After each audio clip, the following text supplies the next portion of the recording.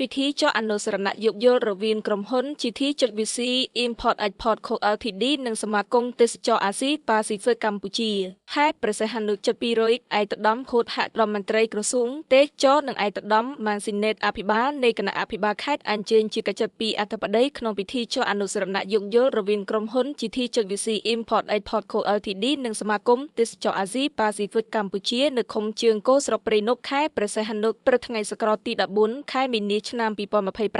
ឯកឧត្តមម៉ាស៊ីណេតអភិបាលខេត្តព្រះសីហនុបានមានប្រសាសន៍ថាការចុះអនុស្សរណៈយោគយល់រវាងក្រុមហ៊ុននិងសមាគមនាពេលនេះជាសក្ខីភាពបង្ហាញឲ្យឃើញពីការជឿជាក់របស់អ្នកវិនិយោគទុនលើរាជរដ្ឋាភិបាលកម្ពុជាក្រោមការដឹកនាំរបស់សម្ដេចមហាបវរធិបតីហ៊ុនម៉ាណែតនាយករដ្ឋមន្ត្រីកម្ពុជាឯកឧត្តមបានថ្លែងអំណរគុណអ្នកអបញាទាបវិចិត្រអគ្គនាយកក្រុមហ៊ុន GT.VC Import Export Co Ltd ដែលបានជួយឧបត្ថម្ភគាំទ្រដល់រដ្ឋបាលខេត្តរដ្ឋបាលក្រុងស្រុកនិងមន្ទីរត្រីអង្គភាពពាក់ព័ន្ធក្នុងខេត្តក្នុងការងារសង្គមមនុស្សធម៌រួមចំណែកការលើកកម្ពស់វិស័យទេសចរណ៍និងសេដ្ឋកិច្ចសង្គមក្នុងខេត្តមានភាពទាក់ទាញជាពិសេសផ្ដល់ការងារជូនប្រជាពលរដ្ឋជួយលើកកម្ពស់កម្រិតជីវភាពរស់នៅឯកឧត្តមហួតហៈរដ្ឋមន្ត្រីក្រសួងទេសចរណ៍បានកោតសរសើរកិច្ចខិតខំប្រឹងប្រែងរបស់រដ្ឋបាលខេត្តសម្ដៅអនុវត្តការងារសម្រាប់បានជោគជ័យដែលរាជរដ្ឋាភិបាលប្រគល់ជូនប្រជាជនកម្ពុជាកំពុងរីករាយក្រោមដំបូលសន្តិភាពនិងជាក្តីសង្ឃឹមក្រោមការដឹកនាំប្រកបដោយចក្ខុវិស័យវែងឆ្ងាយរបស់សម្ដេចធិបតី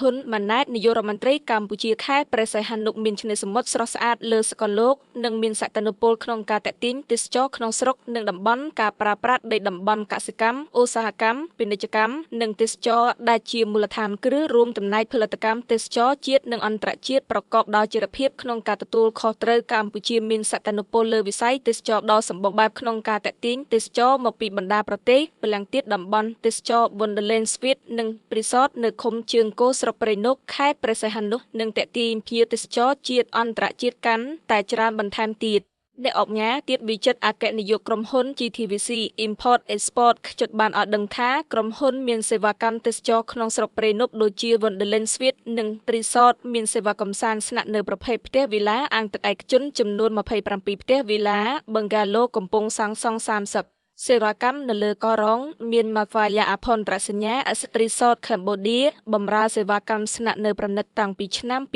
2018រួមមាន61ផ្ទះភ្ញៀវក្រុមហ៊ុនទទួលបានសិទ្ធិវិនិយោគពីកំពង់ផែអន្តរជាតិក្រុងព្រះសីហនុមានសមត្ថភាពទទួលអូបទេសចរតូចធំចេញចូលម្ដង20គ្រឿងក្នុងពេលតែមួយនិងមានក្រុមហ៊ុនអូបចំនួន21ដែលបម្រើសេវា24ម៉ោងដែលមានការិយាល័យក្រុមហ៊ុនផ្សេងជា20កំពង់ផែទេសចរខេត្តព្រះសីហនុមានភ្ញៀវធ្វើដំណើរទៅបណ្ដាកោះនានាចំនួន 1.0 ពាន់នាក់គិតជាមធ្យមក្នុងមួយថ្ងៃ